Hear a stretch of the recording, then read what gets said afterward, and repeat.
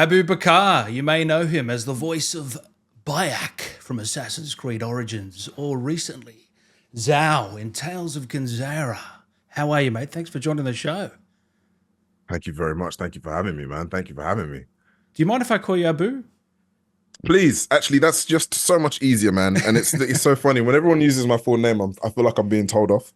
So it's like, oh God, okay. So yeah, no, this is great. Abu's fine. And I want to acknowledge a great setup for everyone at home.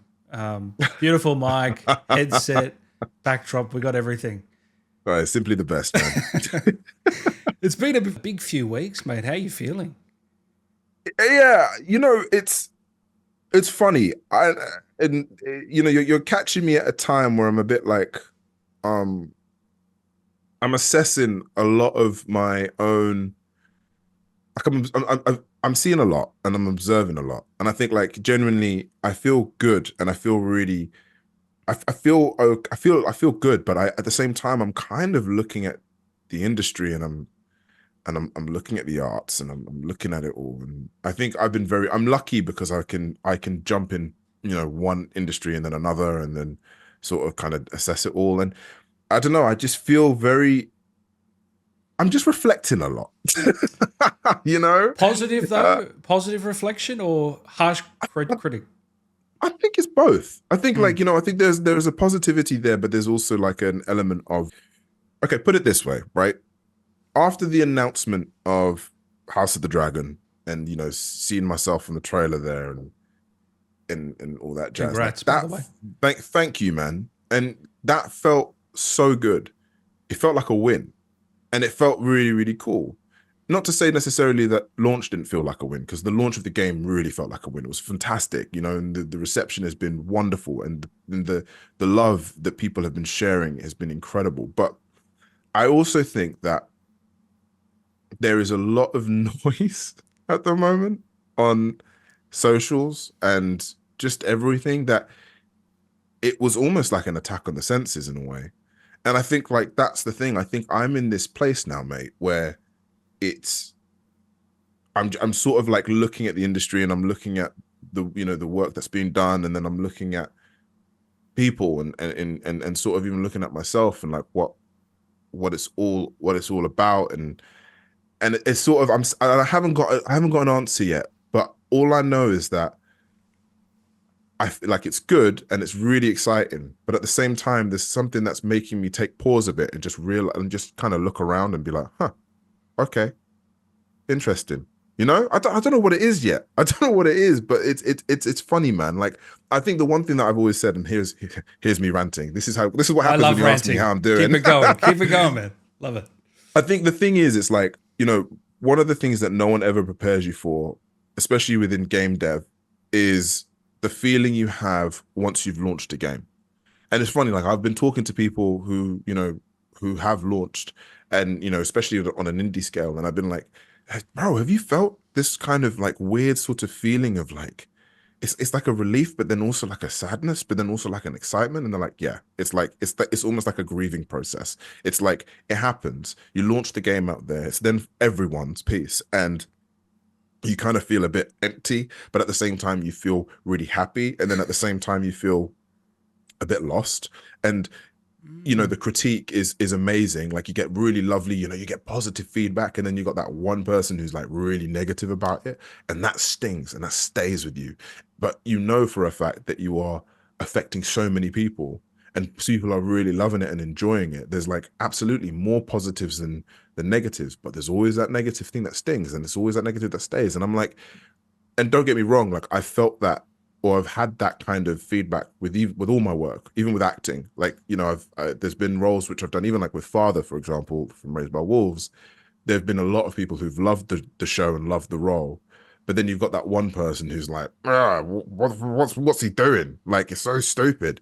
And to be honest, that doesn't even affect. Like, you kind of are like, yeah, cool, okay, that's just your opinion, you're all right.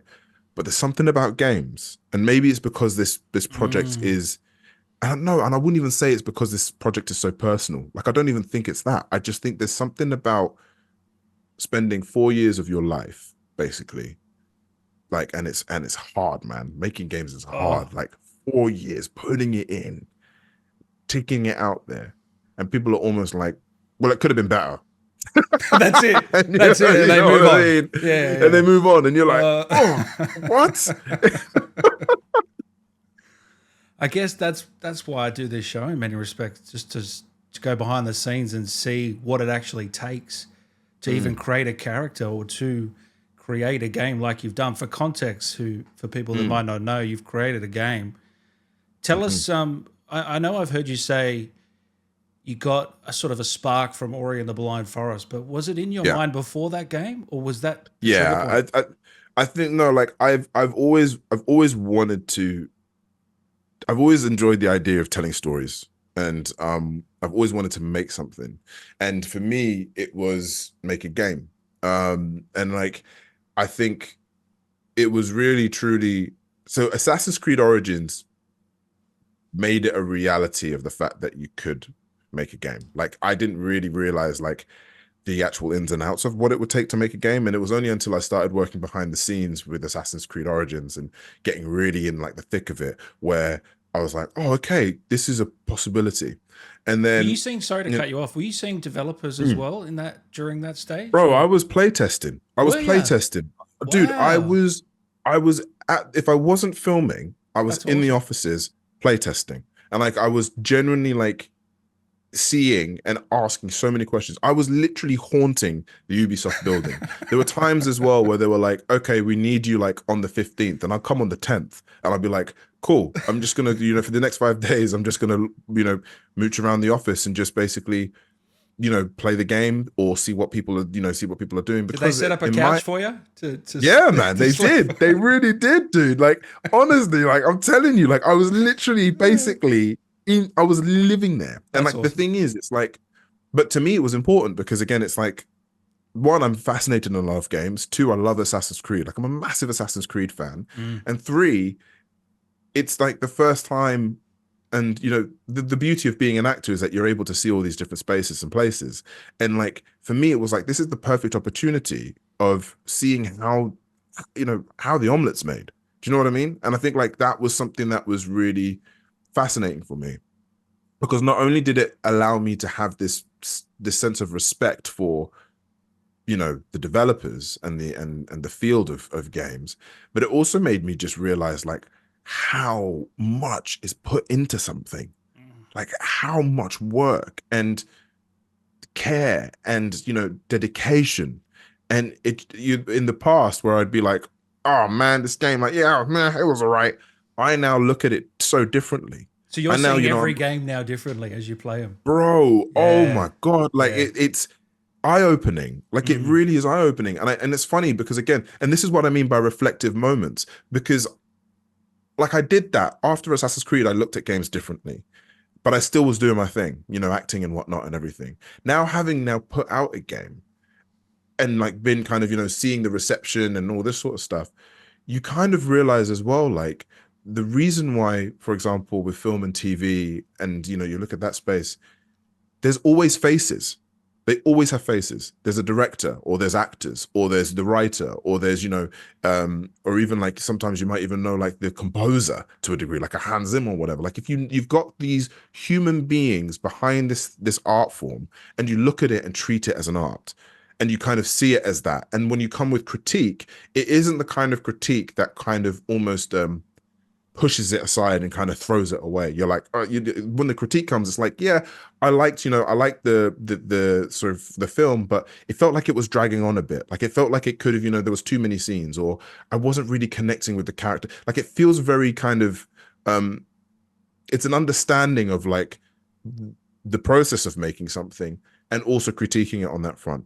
Whereas I don't feel like that's there in games. Like I genuinely don't feel like it's as aware. You know what I mean? And it's weird because you would think like, because the one thing that I've realized as well is like with games, they are so accessible. Anyone can make a game. I think there's like, almost like, and I don't know, I from what this is from what I've heard, but Mm. and it kind of makes sense. There's almost like 30,000 games alone that come out on Steam every year. Like Crazy, yeah. it's stupid amount. So it's so accessible and people are doing it all the time. Mm. And it's tough.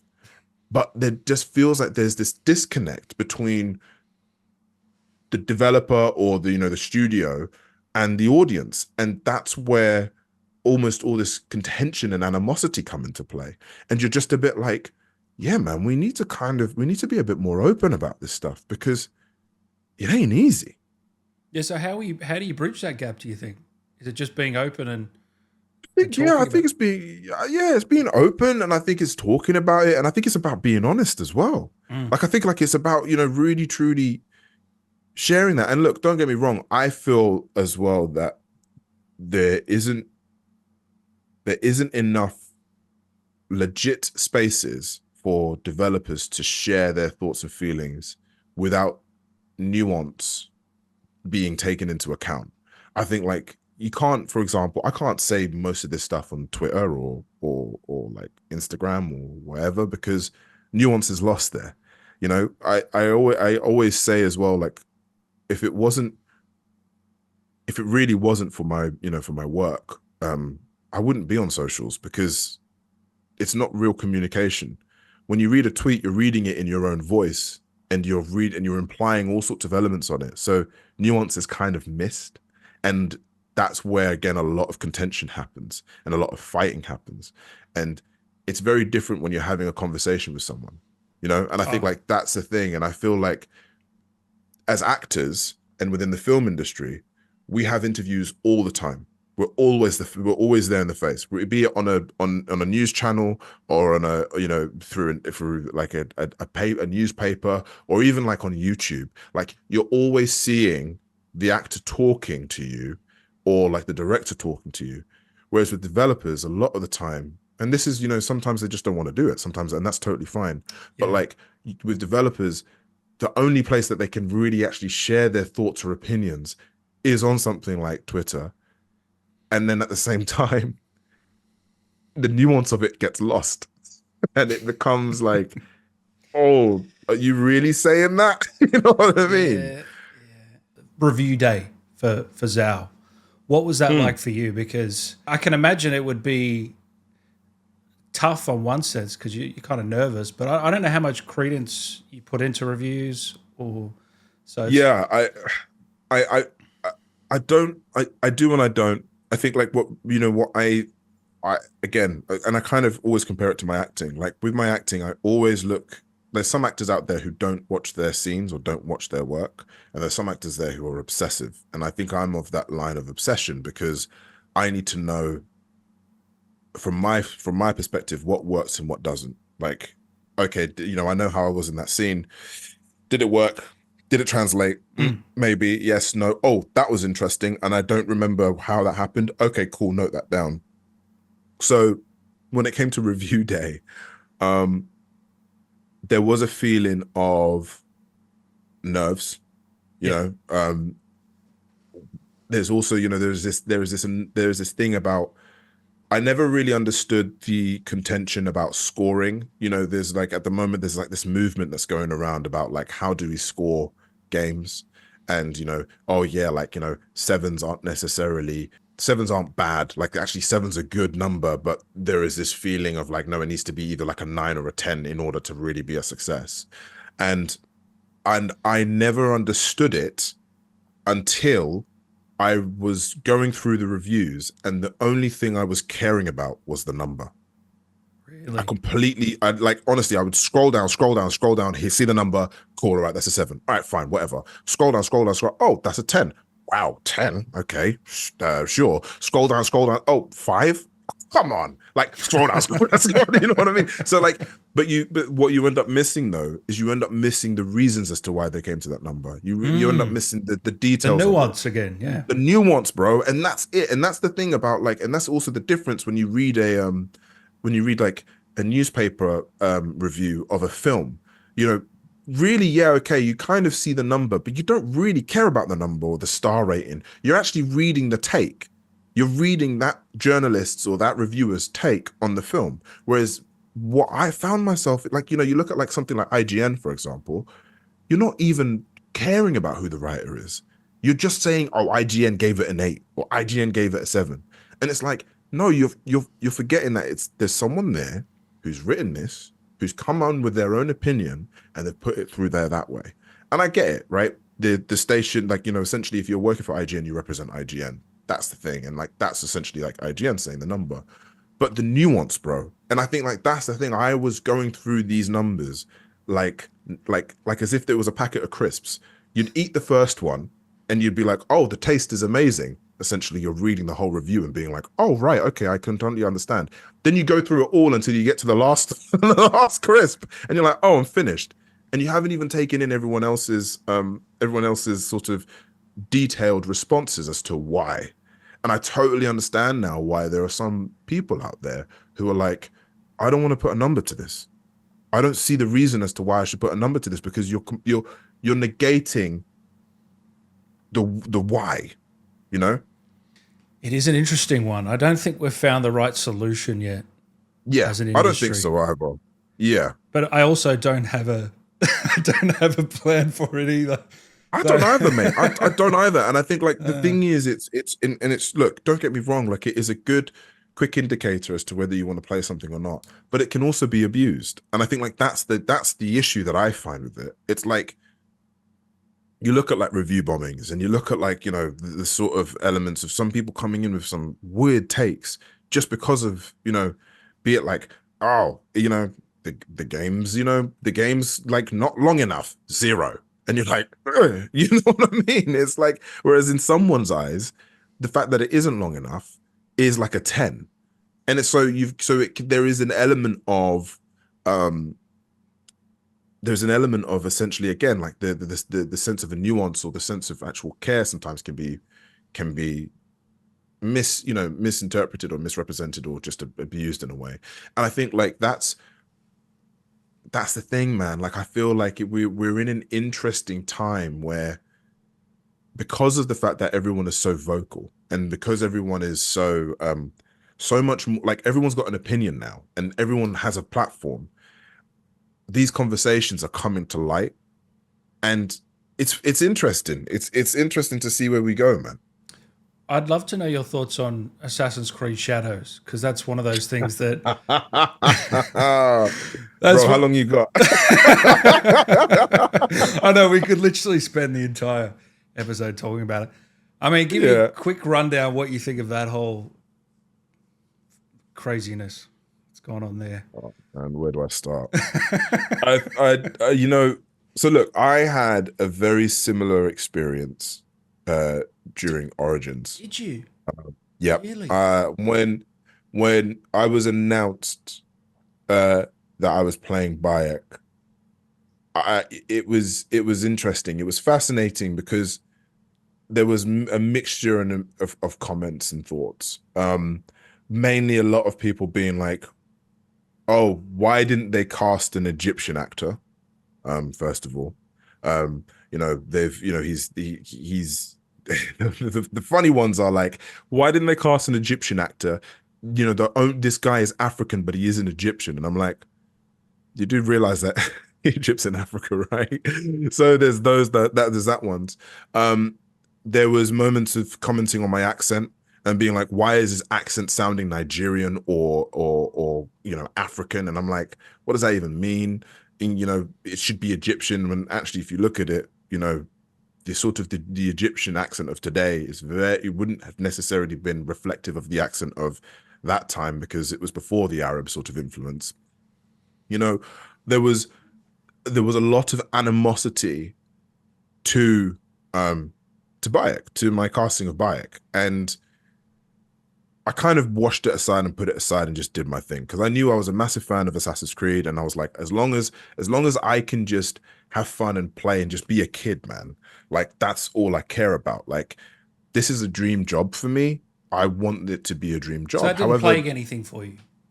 It did and it didn't. I think like in my head it was just a feeling of, look, I just want to do my job. Like I just want to have fun and enjoy this. Like I don't want, I've got to almost shut myself off from the whole thing, because otherwise it is just gonna tack and play on my mind. It's funny, like the period during filming of it all, before any announcement of it all, before any of this stuff, is wonderful. because you're already wrestling with your own demons to a degree as well. You're thinking, am I doing it good enough? Is the, am I hitting these scenes right? Am I hitting the emotions right? You're worried and plagued about your own demons, and you can kind of wrestle them. But when you're wrestling other people's demons, it becomes a lot. And I think like that, but then the work's already done. And you're like, well, I just hope people like it. So, and it's funny because that happened during Origins. And we've had how many games? Like 3, 4 maybe games in between from Origins. We had Odyssey. We then had Valhalla. Yeah. We had Mirage. Maybe some other little bits and pieces, but we've had a bit of a gap. And now Shadows gets announced, and it's when we're here again. Even probably, even I could even argue even worse. Like, and it's a bit.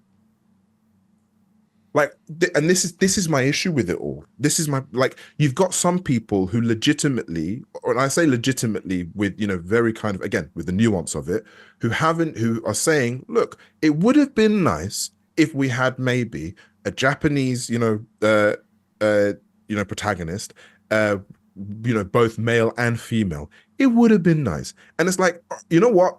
That's your opinion. Cool. Say that. That's all fine. Then you've got other people there who are using that to piggyback off of posting photos of a samurai in like a monkey in a samurai outfit. Mm. And it's like, do you know what I mean? And and this is the thing. This is why I'm like, hang on, where is this actually coming from? And I feel like this is what I mean by nuance. It's like, it's different when you're posting it online, because it almost becomes like this echo chamber of, you think that everyone else is agreeing with you, and actually there are bad agents out there. But look, don't get me wrong.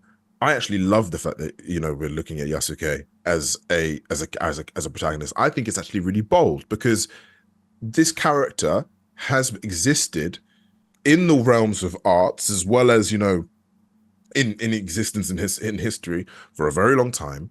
And the fact that Assassin's Creed, which are notably known for not necessarily using real life figures as playable characters, to now do this, I think that's really bold and interesting, because then that means, like, I wonder where they go to next and do the same thing and what they play on it. Like, for a very long time, like, we've known, like, Hitler was a Templar within the sort of the franchise, and it's like, that's really, there's something really interesting there, like what you're going to play with there. And it's like, I think it's truly the people who love the franchise and who love and know the world as a whole are kind of like, actually, there's something really interesting here, and I can't wait to see what they do with the story, because we're just judging this off of marketing and a cinematic trailer. But again, I don't know. I just feel like, as I say, like, I'm just observing it. There is this sense of, I guess the question that comes to mind is like, why doesn't the actor deserve to kind of enjoy and play in that world? What is it? Why does it feel like they've almost taken this role away from someone else or done something else? And again, I pull from even like my own kind of experiences of, like, I say with Bayek, why isn't this actor Egyptian? Why are we using him? And then it comes down to as well, like, even with like House of the Dragon, they're like, this guy's taking this role from someone else. Like, why are the Valerians black, for example? Oh, and it's you know what I mean? And it's like, and look, and I'm not necessarily saying that it's there, as I say, like, there are some people out there who actually who want to have a dialogue about, like, who are asking why, right? And who are generally like, why? And I think that answer may come through the game when it's out and you play the story, or it might not. But the thing is, it's like, it's okay to ask why. I'm just not comfortable, and I just don't like the idea of the reasoning behind asking why, and it's stemming from a place of animosity. I've been saying this for a while, and I think, like, this is something that I'm also realizing. I think, and maybe it's a bit of the time of today. Games are an art form. They've always been an art form. It's a form of expression, and it's a tool in order to use to progress.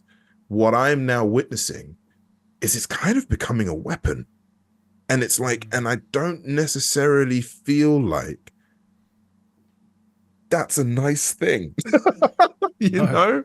Yeah, I completely agree. I mean, Sorry, I'm getting real deep. It's probably What? really late for you and really early for No, me, no, but no, no. I'm loving this. I'm loving this. What would you say to the actor?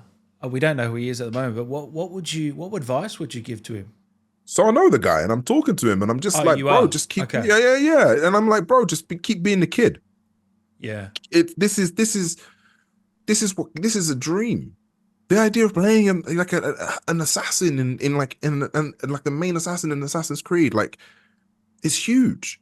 Like, it's so good. It's so fun. Enjoy it. Love it. And because as an actor, you're already wrestling with your own demons. You're wrestling with the idea of, am I good enough? Am I doing it right? Am I doing the fans a service? So then to have this on top of it, it's it's hard, man. It's rough. And it's like, and I think, like, again, I mean, I know for a fact that he's loving this. He's enjoying it. He loves the fact that he's in, in a cool Assassin's Creed game, playing a really cool character. Like, you know, it's awesome. But at the same time, the issue is, it's like it's different to like an actor playing Luke Skywalker, for example, or one of the Skywalkers. We're playing a figure here where we're finding, and this is the issue as well, man. Like, there's so much nuance to it. Basically, what I'm trying to say is like, I find whenever I do something, whenever I work on something, just my very existence is almost political, and it's like, and it's always a conversation. And I don't want that. Why does it have to be like that every time? Yeah, why does it have to be like that? Yeah. I just want to play, man. Like, I want to imagine myself in a fantasy realm and just play. I just want to play the game. I'm the same. I just want to, you know what I mean? Like, it's just, that's just it. So it is. So it's very much like this. It's bringing all this stuff up, and I think, like, even after releasing Zhao and the conversations around that, and like, it's just bringing all these elements up that for a long time it wasn't necessarily that I ignored or that I didn't care about. It was, I'd kind of coped. Yeah. And now, and it's weird. I think it was Shadows that sort of just made me. It just woke something in me, because I'm like, I saw this. This happened during Origins, but not to this extent. But I remember feeling so wrong in a way. I don't know. It was weird. Hey, you don't need to tell me, but you were phenomenal in Origins. Thank you. I mean, it's between Origins and Black Flag for me. Which one's the best game in the series? I still haven't had 100. that battle. I don't know who wins for me, but it's one of those two. I think Black Flag, the one thing about Black Flag for me was that was the first time I felt that they went down a route that felt a lot more dramatic and a lot more serious. Like, I love Ezio, and Ezio has its thing, but there was almost like an Assassin's Creed nature about, Ezio, right? Almost like it was exaggerated kind of thing, right? Whereas Black Flag felt really, there was a lot of emotional moments, and I think, like, that was where you were like, all right, okay, there is something real serious here. And also the ship fights, and they just felt like there was a lot. They were innovating. They were playing with a lot of what the franchise is, and I really I love Black Flag. I think Black Flag was such a great entry into the franchise as a whole. Did you beat Origins? Yeah. Platinum, like me, or what? Yeah, man, platinum. Yeah, man, I had to. I had to, man. It was, definitely, and I loved it. I really enjoyed it, and it was funny. That was the other thing as well. Like, that was the first game I played with my mum watching, and she enjoyed it. Wow. Normally she doesn't necessarily really care for games, but she actually would sit down, and she would even ask me, like, "Are you going to play Origins?" And I would, and she really enjoyed watching it. What do you think your dad would have thought of Origins? I think he would have really liked it. I think he would have been really proud. I think, again, it's a sense of, especially because I had based the character off a lot of the, Bayek was their own character as a whole, but I did pull a lot from how my father was. Yeah. His love for for children and the youth and the innocence of play. The kind His soul sort of his aspect. the kind soul, exactly. Yeah, he was always great with with when I was younger, with like my cousins and everything, and like, and I feel like, but there was a sense of as well, like, strong sort of direction that he kind of carried and had. He was a very stubborn man, put it that way. And I think that there was something to be said about that sort of drive to do something that I really instilled within Bayek as well, which I got from him. And I think he probably would have been like, I'm not like that. But then at the same time, my mom probably would have been like, yes, you are. I feel like the performance got better as the game went on. I don't know if you felt the same way. No, definitely. Yeah. Yeah. Because I think I've never done motion capture before, and I've never done a video game before. So I was learning as I was going, and it wasn't necessarily filmed chronologically, but it was to a degree. And I think that's the reason as to why it felt like it was getting better. Right. Because I was spending more time with the character. You were spending more time with the character. Like, it's like, you're growing with Bayek. And I think like that's why I love TV as well. Like, I love TV acting in a way, because you're spending 10 hours with a character. You've got time to really grow with them and really form an attachment with them. Whereas in film, it's like 2 hours and you're done. I hope we get a sequel one day. I feel like there's more story to be told, don't you? I mean, you probably couldn't commit to that now, though, with everything going on. Listen, man, yeah, it would be hard. It would definitely be hard. But I think we can make it work. Like, I think, like, honestly, the beauty of where I'm at now as well, especially within my acting career, is that there is an element of choice to a degree.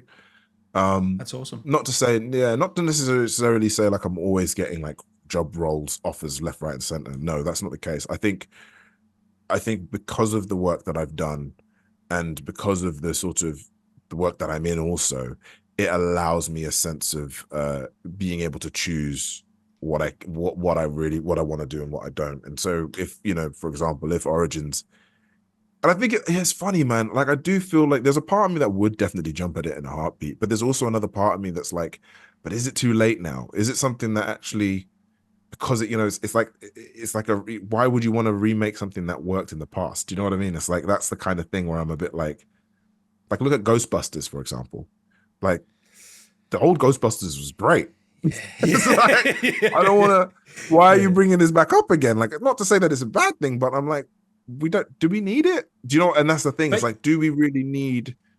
You must hear people. You must get the messages. Like, Bayek, we need him back, all the time. Yeah. All the time. All the time. And look, as I say, like, I would, if Ubi called me and was like, listen, we actually want to go back to Origins. We want to kind of see that story a bit more. Would you be up for it? I'd say yes. Like, I would, absolutely, because I had so much fun on that. I enjoyed the process of it. The work was great fun. The people were great. However, that comes from a place, I think, of my own wanting to kind of go back into the shoes of it. Whether the people really need it or whether it's going to progress the story in any way, I don't know. And that's because we've had so many games in the middle of it and we've kind of moved on. Do you know what I mean? Yeah, I know. It's like, even like, and I'm feeling that a bit with even like Raised by Wolves, for example. Like, I think we're at a place now where it's almost like, if we were to bring it back, it's going to be quite tricky and hard to kind of start that engine again, because it's been a while. And, the actors have moved on, actors have grown up, actors have changed. And like, as well, the story and the time frame of it would have all changed. At the time, it felt right. At the time, it felt like, yeah, it makes sense to continue this, to carry on.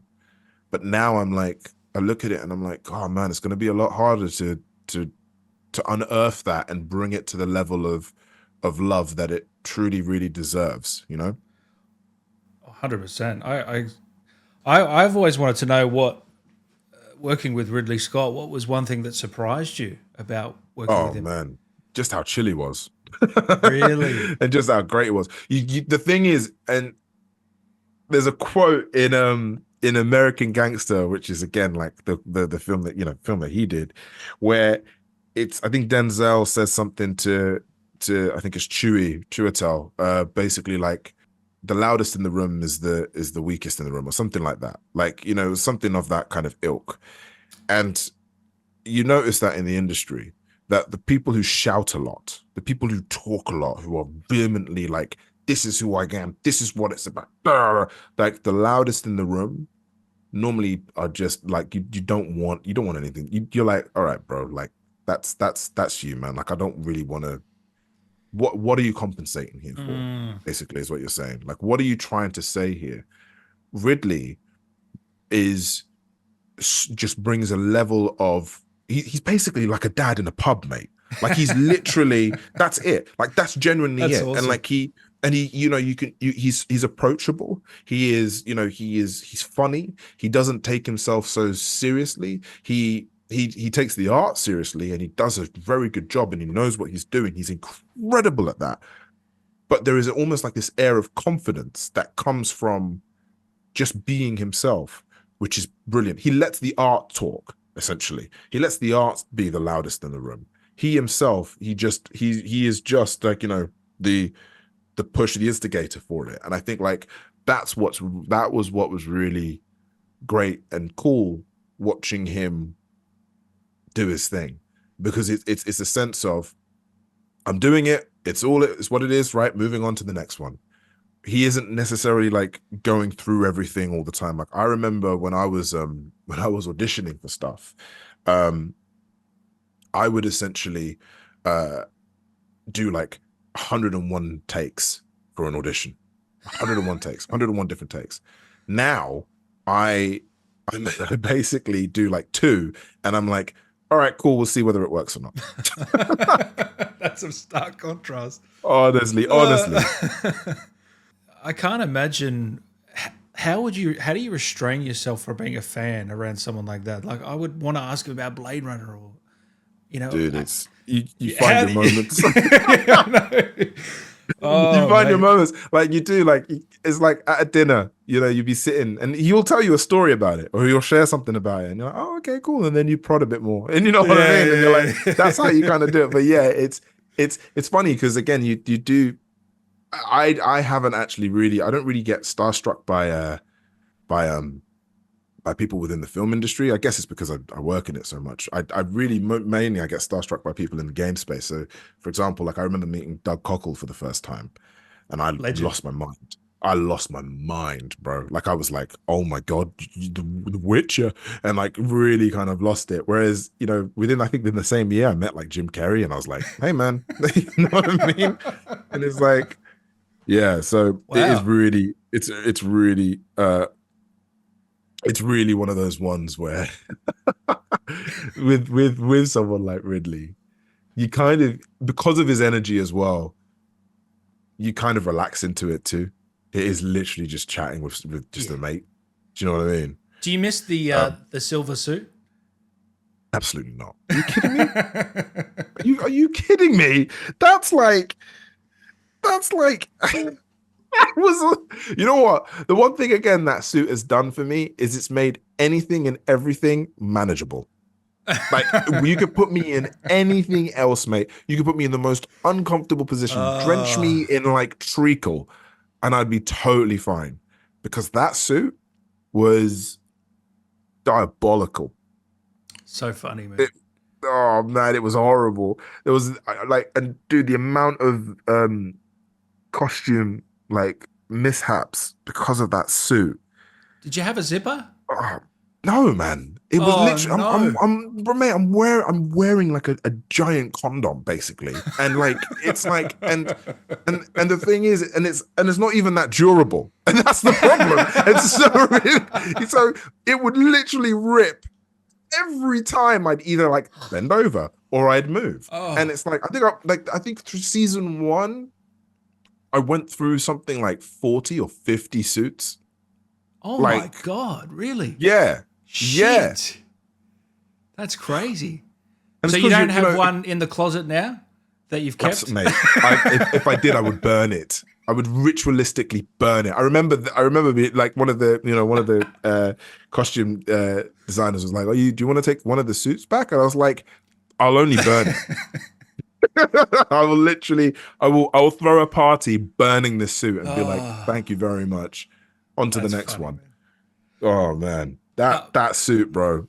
Oh, I've been playing Zao, man. I'm really enjoying it. I think you guys have come up with something really special here. thank you. I'm up. I just Thank you, beat man. boss 2. Oh, amazing. That little section where you're running down. Yeah. That got me a few times. Oh man, I'm sorry. What? How many times have you played it now? I'm guessing you've played the absolute f out of it, where it's Yeah, numb man. to this point. Like Yeah. I've played, so during the whole process of it all, making it, I've played it countless and countless and countless of times. Since launch, I've only played it once Really? because I think I had to obviously play it with the feeling of like as if I'm playing this for the first time, like anyone else downloading it, playing it as a whole. Um, but yeah, I just know the ins and outs of it all, and it was funny. Like, so the I was playing it a hell of a lot during the build up of it. We announced at the Game Awards. I played it like 4 or 5 times in January. Then I stopped, and I was like, right, focus on the marketing. Leave the team to do what they're doing, because otherwise I'm just going to be picking at this thing. I'm just going to leave the team as they are. Think about what the next steps are and just do my thing. And then I said, all right, once the game launches, once the reviews are out, once I've had a bit of room to breathe, I'll play it again, almost like as as Fresh. homage to what, yeah, just fresh. And yeah, and I did, and it was very surreal. It's very surreal seeing a game that you just thought about as as an idea or like as a thought appear on the PlayStation, Oh, the PlayStation screen or the Xbox screen or even on Steam. Like, it's very surreal. And even when I went to the EA offices in LA, or no, sorry, San Fran, and seeing the game up there and like just watching like the trailer or see, like, it was very surreal, because you're like, oh wow, like, that came from here. How did that get there? So it's been an interesting journey, because you kind of build up, and maybe this is just, and I posted about this, I tweeted about this the other day, like, and I don't know whether it's just me or whether because of the turn of events of everything, or whether because of where we are at in the industry as a whole, but like, the game did good. It did well, in fact, incredibly. But for some reason, I don't know what it is. It feels like they need, like, I feel like, oh man, I feel like I'm missing something, and I don't know what it is. And again, I feel like it's maybe just me being an artist, but there is something that is magical. Don't get me wrong, and it's beautiful, man. Like, it's crazy, and the amount of people as well within the industry who are in absolute awe of the fact that in 4 years I started a studio, got a team, got publishing, and made a game, having never had any experience of doing this before. Like, that's there are people in the inspiring. industry, like, they're honestly, like, I'm basically living a kid's dream of like, I want to make a video game, or even an adult's dream of like wanting to, and I actually did it.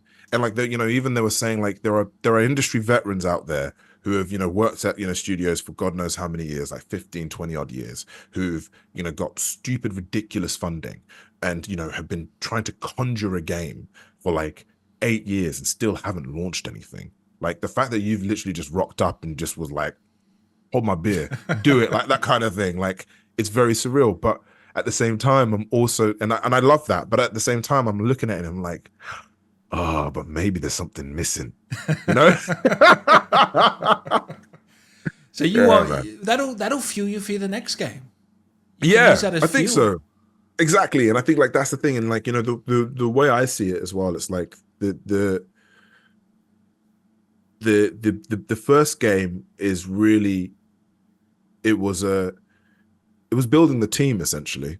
Like that's really what the first game's purpose is. It's like to build the team, figure out how you guys work with one another and figure out what inspires you. You know, it's really essentially like, can we build this thing and ship it? Because, you know, I think it's like 99% of games out there don't even get shipped. So it's like, hey, let's just do it. So so that's really what the first game is. It's like, hey, we're working together, figuring this out. It's really where the second game and sort of the third game kind of kick up and really kind of there's something really exciting there. Like, you know, I look at Supergiant for example. Like in truth, they only came onto my radar when Hades came out, and Hades was a massive success. But they made a lot of games before that, you know, and it's like, and that's it. And there's only like they built a community for a while. And I think that's kind of where my head is at as well. It's like I've got to remember that this takes time and it build, you know, you got to build and you got to just work. And like I'm so proud of the team for conjuring this, you know, this game during COVID, during like all these other elements that are kind of that were at us. So yeah, it's been 4 years of building something that we really cared about, and that only came into fruition to a lot of people within 4 months. So it's just now about kind of pursuing and continuing that, you know? I can't believe you weren't actually gonna be in it. That you weren't gonna do the Yeah, voice. I wasn't. Yeah, I wasn't gonna do. What were you There was not gonna be. thinking? I don't know, mate. You know, I think I was. There was a part of me that was also thinking, like, if I play the main character in this, people are gonna think this actor is just not working. He just wants to create work for us. No, He no. hasn't done a game since Assassin's Creed Origins, and now he's casting himself in his own game. What? No, yeah, there was a long time where I was it was umming and ahhing as to whether I was actually going to be in it or not. And it's funny, again, you naturally find yourself realizing or coming to the, you know, to the conclusion that, yeah, you have to be in it, you know, because you have to, because it's personal, it's a story, it's your strength. And, you know, something as well that I really enjoyed was, again, we weren't going to have voiceover, but that was in my mind, the reason why we weren't going to have voiceover was because I thought it was going to be really expensive. And actually it isn't actually that expensive. It's not that difficult to do. And the gift that I have as well is that I know many good actors and I know many good, you know, kind of storytellers on that front. So let me do it. Let me just get actors on board and the people that I really want to work with, the people that are, you know, close to me, and let's just make something really cool, you know? So, and you've also got to find quality and elements of that with the budget that we had. Like, I think, and again, don't quote me on this or anything like this, but like, we had less of a budget than Blind Forest. Like, Wow. really, like we really had to figure it out, man. And hell, we did. How much So, involvement do you have in the budget and the partnership with EA and that side of it? oh, everything, man. Everything. Really? Like it's Yeah. yeah, like the from the pitching to all that sort of stuff, like everything. And it was, I mean, I ended up, you know, I put all my savings at the beginning of this whole thing before EA even came in because I really wanted this thing to happen. And that was scary. I'd never recommend anyone doing that. But like, yeah, it's very, very much involved in that front, as a whole. Because it's important to do that, right? And it's again, it was supposed to be like a very kind of, and it was a bootstrappy sort of thing. So you had to, you know, figure out elements of it all. Like, you know, I ended up basically being like creative director, but also then, you know, CEO of the studio and, you know, all this other stuff. There was elements of not necessarily production to a degree, but like there was like a little bit of a producer role to a degree on that front. Like you have to wear many hats when You've also you're done working on these small projects. so much marketing. I mean, you've Oh hustled, man. man. I respect it. Thank you. I really respect it, man. Like Thank you. you have put in the time. That's for Hey, sure.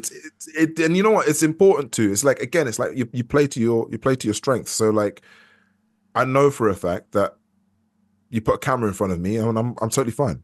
Like, Yeah. I could talk for days. I'm an actor, man. Like, that's my job. Like, and I think like it's one of those ones where I think if no one else can sell this game better than I can, because of not only because of the fact that it's my studio and it's it's the game that we're making, but also Yeah. because it's my story and it's like it's really personal and it's really important to share that. So yeah, I've pushed, man. I've really pushed, and it was one of those ones where it was important to, because it's about, I mean, again, you're trying to cut yourself up above so many other great games out there. So many great games. Like, you look at something like Prince of Persia, for example, and it's funny, like everyone compares us to Prince of Persia, I was which gonna which I say, get. what is the team? What's the reaction when that's revealed? I think people were, I'm not gonna lie, people were scared. Like, I think like it Yeah. was that sense of like, oh wow, that is like, when you look at it from face value, it's like, it's basically what, it's basically the same but different. But they're very different games, made by very different teams, like, and different experiences. Like Montpellier, I think they were the people who made Lost Crown. Like, they've done Rayman, bro, and Rayman's beautiful. It's great. Like, they've got history. They've also got the machine of Ubi behind them. So like, they've got all these other teams that can come on board and help, and they've got that exchange. Whereas with us, it is literally just us. Like, we've literally got to work with what we've got with. So, and also, again, like the visual style of it all, like, and look, it's both it's really actually a compliment. If we're able to achieve some form of visual fidelity that looks beautiful, and you're comparing us to like Lost Crown, which has probably a much bigger budget. Much bigger budget. I was gonna say, like, a much bigger budget than yeah. ours. And you're saying that, like, that's cool. That shows like we're doing, we're up there. It's like putting like a first time lightweight against a heavyweight. Like, and I think like it's one of those ones where I think we were from again, and this is the bit which, this is why I'm like, it's all about nuance, because you wouldn't necessarily compare, for example, what's that superhero film? Which one? With it's kids, but they gain these powers, but it's on Shazam? a camcorder. No, but with a camcorder. It's Super 8. No, what's it called? Oh no, I know the name. It's escaping. It's with Michael B. Jordan and like before they became like big. But I know exactly what you're talking about. Yeah. But my point is like, you wouldn't compare that to like the Fantastic Four. No. Would you? No. You wouldn't necessarily say like, yeah, you know what? Actually, this is exactly like the Fantastic Four, or like, they did, there wasn't enough special effects. Like, you wouldn't put them in the same category, because you kind of as an audience know there's a different budget to this, then there's a different budget to that. Like, you kind of expect that, so you kind of put it in its own category, right? And I feel like there was an element of people doing that. They were saying like, hey, why isn't this like, Prince of Persia does it so much better. Of course they'll do it better. Like, of course they will, because they've got time, they've got the skills, they've got the knowledge, they've got the history of it all. And I think like, so then you're wrestling with that, right? And so for me, I think it was like, again, I had such a great time with Zhao, and I really enjoyed it, and the reception has been great, and I loved Prince of Persia. But there's always that fear of like, are people going to see us as the same? Even though we didn't necessarily, think like we were. Like, what Prince of Persia did actually for us was much better than, was actually great. It was a benefit, because what they did is they invited a lot of new audiences into the genre, as a whole. And it was almost like, yo, never played this kind of game before. I'm going to play it. Oh my God, this is amazing. I want more of it. And that's the good thing about the games industry. It's like, people want more, instead of being like, I've had fatigue of it. But it's hard, man. It's hard when you get compared to something like that, because I ain't winning any fight against this. You know what I mean? So yeah. No, you guys have done a hell of a job, man. You should be really proud. Is there anything you do you want to say anything to the fans that have tuned in today of Um, AC or of you or of any of your shows? yeah, I think not really. I think it's one of those ones where I'm just so thankful for. I'm just thankful for the support, man. I think like it's one of those ones where like I feel I'm forever grateful for the support and love, and I feel like it's interesting because again, this industry is it's hard, right? Being in it, but also kind of being on the receiving end of it all as well. But there's something to be said about that one person who messages you and says, "Hey, you've really affected me, or you've changed my life, or you know you've made a difference." That's where it becomes worth it. There was a quote that an old acting teacher would say to me, which is essentially like the audience, the members of the audience that you've really got to think about, or the ones that you've got to, who you're performing for, or who you're giving yourself to, you've got to give it to. There's always going to be someone there who's watching it for the first time, who's never done this before, who's never kind of seen the theater or been there or watched you or watched a film or played a game. So you got to hit them. You got to make them want to come back. You got to want to affect them in a good way. And then there's the audience there who's probably going to see it for the last time because they don't know what's going to happen around the corner. They don't know what's going to, where life is, because life is so unpredictable. It's anything could happen. Think of those two when you're doing anything that you do. And as long as you kind of affect those two people, everyone else in the middle is a bonus.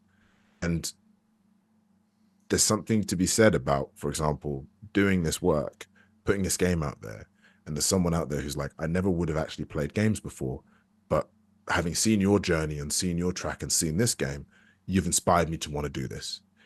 Or someone out there who's like, this actually really affected me on another deeper level.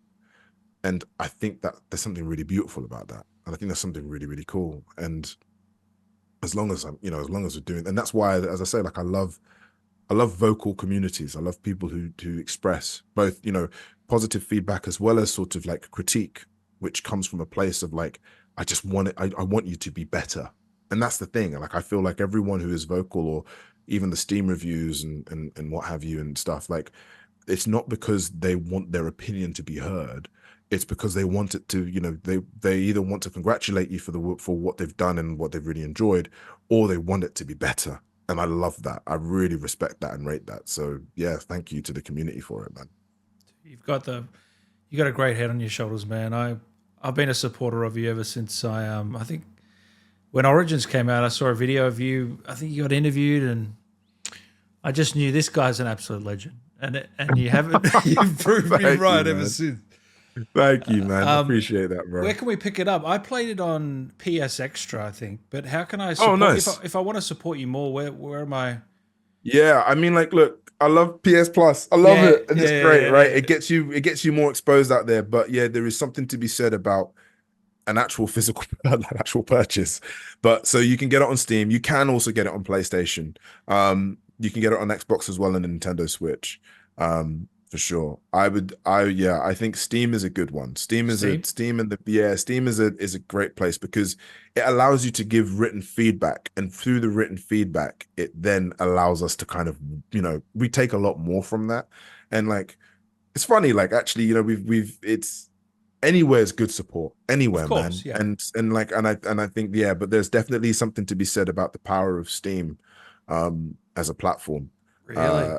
As a whole. Yeah. Especially it's for funny, indie? like, yeah, man. Yeah. Oh yeah. Yeah. Oh yeah. I know the the what's it called? The cut is a bit big, but what you don't understand as well, or what you as a developer, is that actually the thing about Steam is they are there for you as a developer. Right. Do you know what I mean? It's like it's in a way like it's how do I say this? Basically, the cut is so deep because the support is so good. Do you know what I mean? Yeah. And I think like that's the thing about Steam and I'm always, even though Steam can sometimes be a cesspit to a degree of weird elements. Yeah. Yeah. there's also a lot of beauty there, and there's a lot of support there, and there's a lot of love there, and I think like that is something that I just want to keep nurturing and growing. You know what I mean? Yeah. Don't get me wrong, Xbox are cool, PlayStation are cool. Like gamers are gamers, man. They care and they love, and I think any support anywhere is great. But yeah, like I think the one thing that I like about Steam is that people give you some people give you some thorough reviews, and I don't see that on PlayStation or Xbox, you know. Nah. And I like that feedback, because you take from that feedback so much and you build on it. Like, And they're I look pretty at, good for reviews, example, aren't they? They're pretty. yeah, Yeah. man, People take the yeah, like time. people take their time, and you value that. Like, you really value that, because some And of you the can feedback see how is, many hours they played and everything. Yeah. yeah, and everything. And even those people who've played, like, you know, finished the game and put like 12, 15 hours into it, and they give you like a negative, they go through why. And it's useful, because you're like, oh yeah, you know, it felt weird, you know, the jumping, or, you know, the combat felt repetitive, or, you know, there wasn't any But variety. is it also annoying that you would have done those things if you had more time, or you see what I'm Oh, saying? totally. You're like, Oh, oh, I wish totally, I could dude. have done that, you know? No, totally, absolutely. And it's one of those ones where, again, it's like, and I think this is the other thing. It's like, if you're comparing it to, for example, like a Prince, where you've got so much enemy variety, like it's very, and especially because that's so soon as well. Yeah. There's also that element of it as a whole. You know, even like, and some people, even rightly so, I know we're going on about this, right? But like, some people rightly so have commented on the fact that the game is like, it's not really Metroidvania, it's Metroid Light in a way. There isn't much backtracking, or there isn't much of an element of kind of discovery and I that kind of love whatnot. that Like, personally, but that might just well, be this me. is, I know, this is it. Some people like it, some people don't. But there is elements like, even for example, like the map, right? The Fog of War.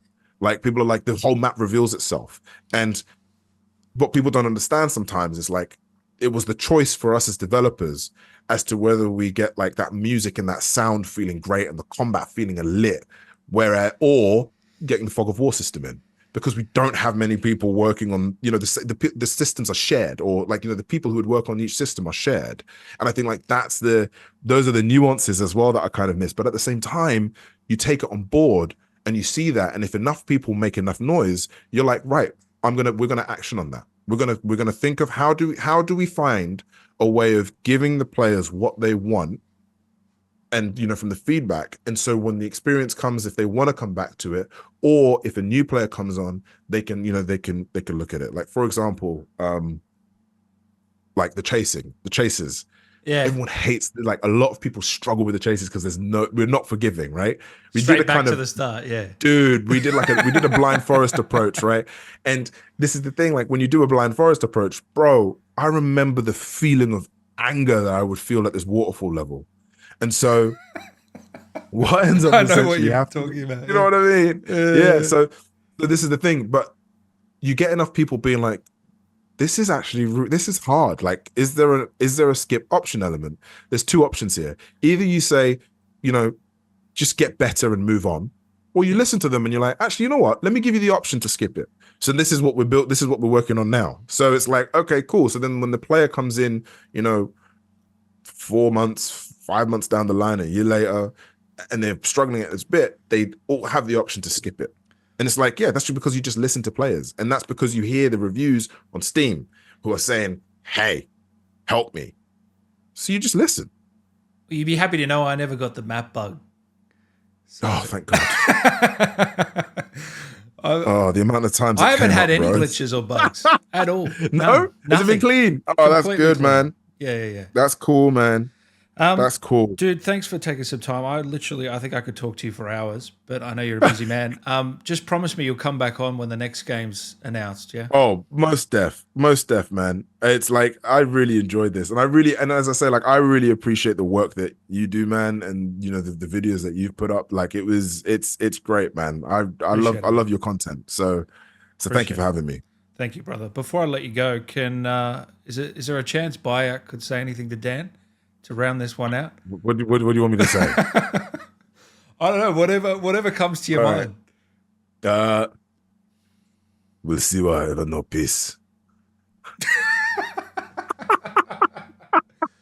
By the way, your impression of Kratos I heard you do it. Oh my! God, Did you it's watch? good. Did you watch Yeah, that? It's really good, man. It gave Chris Judge a bit of a shit. He shook in his boots, bro. Called me out on Twitter for it. Did he? He should. Yeah, He should be man. worried because you're coming in hot to replace him. And you know what's so funny? I also there's a photo of my character in House of the Dragon where I'm on the ship, like of in the trailer. It's like a very short shot, but it's me on the ship with this armor, bald head going. And a mate of mine sent me a photo of myself with a beard and the Kratos kind of thing, and it looks great. And I was like, I posted it. I actually posted it and said, "Hey Chris, I'm coming, bro." But then I deleted it because I was like, "Nah, man, this is too much." Jay, the show. I think they're doing a show. You should. Give them Yeah, a call, man. maybe. I know, man. I know. Oh, Well, man, everyone, that's make sure you hilarious. pick up Tales of Kenzera Zhao anywhere you get it, Steam preferably. And thanks for coming on, man. I really appreciate it. No, thank you for having me, man. I really appreciate it. Thank you.